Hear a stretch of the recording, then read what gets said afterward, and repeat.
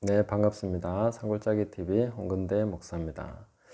동성애 무엇이 다른가?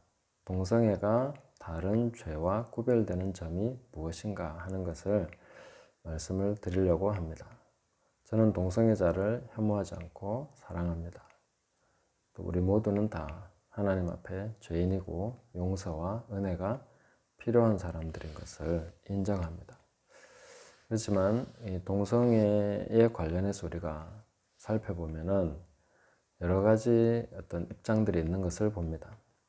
그런 입장들을 쭉 살펴보면서 정리를 해보면 동성애를 옹호하는 분들의 주장은 그렇습니다. 구약 성경에 다른 많은 죄들도 언급되고 또 가증하다고 하는 그런 것들이 다 있는데, 특히 레위기 11장이나 또 15장 이런 부분에서 가증한 것에 대해서 나오는데, 지금은 구약에 나오는 그대로 지키지 않지 않습니까? 왜 하필 유독 동성애만 그런 식으로 공격하느냐? 성경을 좀 균형 있게 봐라. 왜 그렇게 색안경을 끼고 보느냐? 이런 식으로 얘기를 합니다. 신약에 와서도 머리에 수건을 쓰는 문제나 남녀 간의 어떤 차별적인 문제에 대해서 고린도전서에 나오는 그런 내용들을 실제로 문자적으로 적용하지 않습니다. 그러면서 왜 동성애만 문자적으로 해석해서 공격하느냐, 이렇게 이제 이야기를 하죠. 교회 안에서도 그런 주장들이 있습니다. 그리고 동성애는 확실히 죄가 맞습니다 하고 그렇게 인정하는 입장에서도 이렇게 얘기합니다. 동성애를 막 이렇게 혐오하고 극렬하게 이런 식으로 나가면 사람들이 우리에게 뭐라고 하겠느냐. 교회 안에 있는 죄들도 많지 않느냐. 교회 안에 있는 죄들부터 싸워라. 동성애하고 같은 수준으로 싸워라. 이런 식으로 얘기하고, 또 동성애가 잘못되었다는 것을 보여주기 위해서 가족과 또 부부의 사랑, 좋은 모습을 보여줘서 그들이 깨닫도록 해야 된다. 이런 쪽으로 이렇게 얘기를 합니다. 말은 참 맞는 말인데, 그러나 이런 것을 질문해 볼 수 있습니다. 자, 첫 번째 질문은 우리가 보여준다고 하는데 그렇게 완전하게 보여줄 수 있는 모델을 과연 만들어낼 수 있겠는가? 물론 우리는 회개하고 죄에 대해 싸우고 해야 됩니다. 하는데 사람들이 인정하고 동성애자들이 감동받을 만큼 우리가 그렇게 보여줄 수 있겠는가? 두 번째 질문은 아무리 좋은 가정이 9이 있어도 그 10 중에 하나가 잘못된 가정이 있으면 그거 보고 욕할 텐데 그런 것이 가능하겠는가 하는 것이죠. 세 번째 질문은 지금도 좋은 가정, 경건한 크리스찬 가정은 얼마든지 있습니다. 모델이 될 만하고 성경적으로 살아가는 사람들 있습니다. 네. 그러나 그들을 보면서 실제로 감동을 받는가 하는 것이죠. 자, 이렇게 세 가지 질문을 해보면 이거 좀 뭔가 다시 생각해야 되겠구나 하는 것을 보게 됩니다. 그리고 앞서서 주장했던 그런 이야기들을 종합해보면 동성애가 다른 죄와 특별한 부분이 있다면 앞에서 이야기한 그런 이야기들은 사실 설득력을 잃게 됩니다. 그래서 오늘 제가 동성애가 다른 여타 죄들과 다른 점 5가지를 말씀드리려고 합니다. 이것을 분명하게 들어보시고 좀 깨달으시기를 바라고요. 그 다음에 깨닫는 대로 분별도 한번 해보시면서 생각을 다시 한번 정리하는 시간을 가졌으면 좋겠습니다. 자, 동성애가 다른 죄와 다른 점. 첫 번째는 성경이 동성애를 매우 특별하게 다루고 있습니다. 로마서 1장 18절에서 27절까지 보시면 사도 바울이 동성애와 관련한 이 죄에 대해서 언급하면서 이것을 우상숭배로부터 처음 시작해서 옵니다. 하나님의 영광을 썩어질 우상과 금수와 버러지의 형상으로 바꿨다. 그래서 하나님께서 그들을 그 상실한 마음대로 내버려 두셔서 나타나게 되는 죄가 바로 동성애다. 읽어보면 이런 내용이 나옵니다. 1장 24절을 보시면 그러므로 하나님께서 그들을 마음의 정욕대로 더러움에 내버려 두사 그들의 몸을 서로 욕되게 하셨으니 이는 그들이 하나님의 진리를 거짓 것으로 바꾸어 피조물을 조물주보다 더 경배하고 섬김이라. 주는 곧 영원히 찬송할 이시로다. 아멘. 이렇게 보면은 이 동성애라는 죄는 그냥 육체적인 정욕의 문제가 아니라 상당히 영적인 문제인 것을 알 수 있습니다. 사람들이 그 우상을 숭배하고 하나님의 영광을 바꾸어서 피조물을 조물주보다 더 경배하고 이런 마음에 하나님을 선택하지 않고 일부러 역행하는 이런 것들을 하나님이 보셨고, 그래서 그들에 대한 징벌적 성격, 심판적인 성격을 가지고 나타나는 그 현상이 동성애라는 것입니다. 그 26절 이어서 보면 이 때문에 하나님께서 그들을 부끄러운 욕심에 내버려 두셨으니 곧 그들의 여자들도 순리대로 쓸 것을 바꾸어 영리로 쓰며 그와 같이 남자들도 순리대로 여자 쓰기를 버리고 서로 향하여 음욕이 부릴 듯하며 남자가 남자와 더불어 부끄러운 일을 행하여 그들의 그릇 때문에 상당한 보응을 그들 자신이 받았느니라. 이렇게 말씀하십니다. 이게 상당히 영적인 부분입니다. 하나님께서 심판적인 성격으로서 나타나는 이런 죄, 육체적 현상이 바로 동성애다. 이렇게 매우 특별한 성격을 가지고 있습니다. 그 다음에 두 번째는 다른 죄와는 달리 영리로 쓰는 죄입니다. 예를 들어서 간음이라고 하면 그냥 남자와 여자, 여기서 이제 오버하는 거죠. 뭐 선을 넘는다든지 아니면 테두리 밖으로 나가서 일탈하는 이런 것이 죄가 됩니다. 그러나 동성애는 영리라는 거죠. 영리라는 말은 완전히 자연스러운 것을 거슬러서 본성을 거스른다, 이런 뜻이 됩니다. 그래서 그 거스름을 계속 거슬러 올라가 보면 하나님을 거스르는 것으로 귀결이 됩니다. 그래서 다른 모든 죄들은 뭐 도둑질이든 살인이든 뭔가 이렇게 오버하고 절제가 안 되고 제어가 안 돼서 나타나는 죄들입니다. 그 영리는 아니라는 거죠.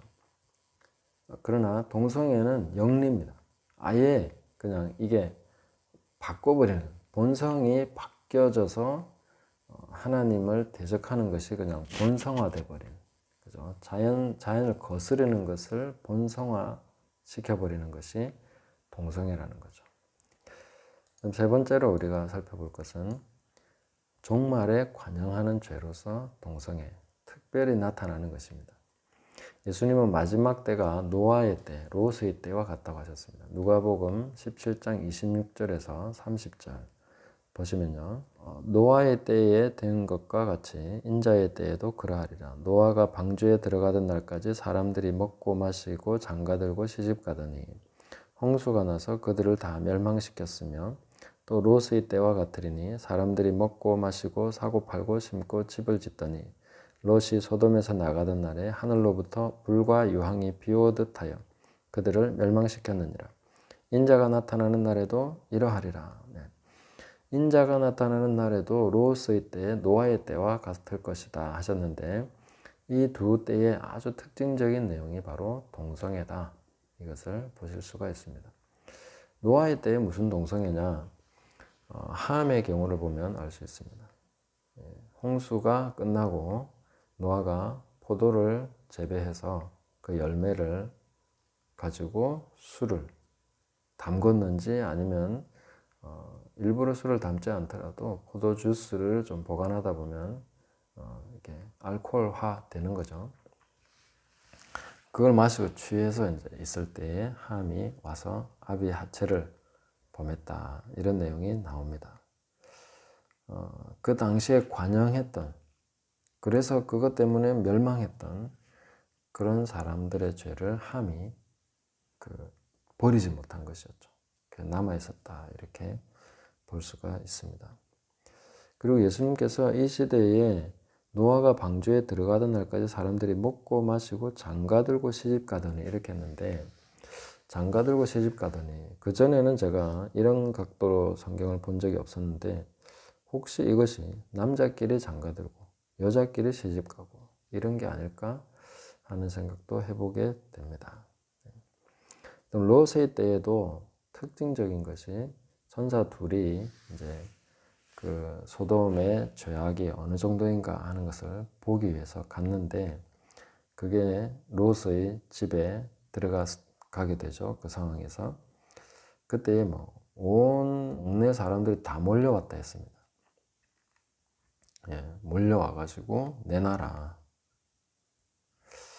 이게 뭐지? 왜 이렇게 사람들이 다 몰려왔지? 이렇게 생각했는데, 이 부분은 약간의 뇌피셜입니다만은 이렇게 볼 수 있습니다. 이것이 영적인 부분이기 때문에 천사들이지 않습니까? 천사들은 남자도 아니고 여자도 아닙니다. 시집가고 장가가는 게 없다고 했습니다. 그러니까 이 동성애라는 것이 영적인 어떤 미혹과 관련 있고 하나님의 심판의 성격으로서 매우 영적인 거기 때문에 이 사람들이 천사에게 엄청나게 끌렸던 것을 알 수 있습니다. 영적인 존재에 더 끌리는 거죠. 사람들이 거의 미친 듯이 몰려와서 그 광기를 부리는 것을 볼 수가 있습니다. 그래서 멸망하게 되는 것이죠. 자, 그러면 이것이 멸망의 때, 마지막 때에 나타나는 것이라면 굳이 반대할 필요 있냐? 마지막 때에 당연히 나타나는 현상 아니냐? 우리 그냥 지켜봐야 되는 거 아니냐? 이렇게 생각하실 수 있습니다. 그런데 마지막 때에는 동성애만 나타나는 게 아니고 배교, 사랑이 식어지고 돈을 사랑하고 이런 것이 디모데후서 3장 1절에서 5절을 살펴보시면 이 배교 외에 다른 많은 현상들이 기록되어 있습니다. 그럼 이거 우리가 그냥 다 지켜보고 받아들여야 됩니까? 말세에 나타나는 현상이라고 해서 저항하지 않아야 된다. 이렇게 보는 것은 곤란하죠. 자, 그 다음에 네 번째로 보시면 동성애는 굉장히 조직적으로 또 국가 전체 아니면 세계적으로 이걸 법제화하고 옹호하고 그리고 교육을 시키고 문화와 사회 전체적으로 침투시키는 그런 이식 작업을 하고 있습니다. 이런 식으로 죄를 고의적으로 의도적으로 이식시키는 그런 예는 없었습니다. 다른 모든 죄도 이렇게 하지 않습니다. 그리고 광장에서 축제를 열고 하는데 간음한 사람들이 그렇게 하는 거 보셨습니까? 살인자들이 그렇게 하는 거 보셨습니까? 아니면 절도범들이 모여서 축제를 열고 절도를 찬양하고 그렇게 합니까? 그렇게 하지 않죠. 이건 자연스러운 거야, 심리적인 거야, 아니면 어떤 생물학적인 그런 현상이야 하면서 옹호하려고 하지 않습니다. 다 이거 안 해야 된다고 생각하죠. 그러나 유독 동성애만이 그런 식으로 하고 있습니다. 특별히 아이들을 막 교육시키죠. 제가 가장 기겁을 하는 부분이 이런 부분입니다. 교육으로 들어옵니다. 최근에 저희 교회 아이로부터도 제가 이 질문을 받았습니다. 학교에서 어떤 강사가 왔는데 동성애 관련된 교육을 시켰습니다. 인권 조례 아예 통과도 안 됐는데도 불구하고 벌써 하고 있습니다. 다른 방식으로. 학교 안에서는 커리큘럼으로는 안 되니까 이제 강사를 불러다가 그렇게 하고 있는 거죠. 그래서 내가 지금 남자야 여자야 이렇게 물어보고 여자예요 물어보면 그것만이 답이 아니에요. 남자일 수도 있다는 거예요. 얼마나 혼란스럽습니까? 그리고 남자와 남자끼리 그렇게 해도 돼요? 하고 애들이 물어봅니다. 들었으니까 교육받았으니까 물어보는 거죠. 혼란스러우니까. 어떤 죄를 이런 식으로 아이들한테 교육을 시키는 게 있습니까? 동성애는 매우 특별합니다. 다섯 번째는 동성애는 교회를 무너뜨리려는 세력들의 선봉대입니다. 조직적으로 교회를 무너뜨리려고 하는 세력이 있다 하는 것을 많은 크리스찬들이 잘 인지를 못하고 있는 것 같습니다. 그런데 이거는 실제적으로 그쪽에 있다가 넘어온 울산대학교 이정은 교수, 그분이 이제 이런 이야기를 해줬기 때문에 우리가 알게 됐죠. 동성결혼 합법화나 차별금지법 이런 거는 투톱으로 교회와 복음을 위축시키고 궁극적으로는 교회를 괴멸시키려는 기독교 괴멸을 목표로 하는 그런 흐름을 가지고 있다는 것을 꼭 기억을 해야 된다 했습니다. 그래서 교회를 무너뜨리려는 세력들이 앞장세우는 것이 바로 동성애입니다. 이제 이렇게 계속 함으로써 실제로 가장 큰 피해자는 동성애자들 자신이 됩니다. 이용당하는 거죠. 이런 부분에서 오히려 더 불쌍히 여겨야 될 사람들이다 라고도 볼 수 있습니다. 교회를 무너뜨리는 자들이 앞장세우는 이것을 우리가 크리스찬들이 분별하지 못하고 동성결혼 합법화를 하려고 하는 그런 정당이나 후보를 지지하는 이런 일은 없어야 되겠죠. 다시 한번 생각을 해보시기 바랍니다.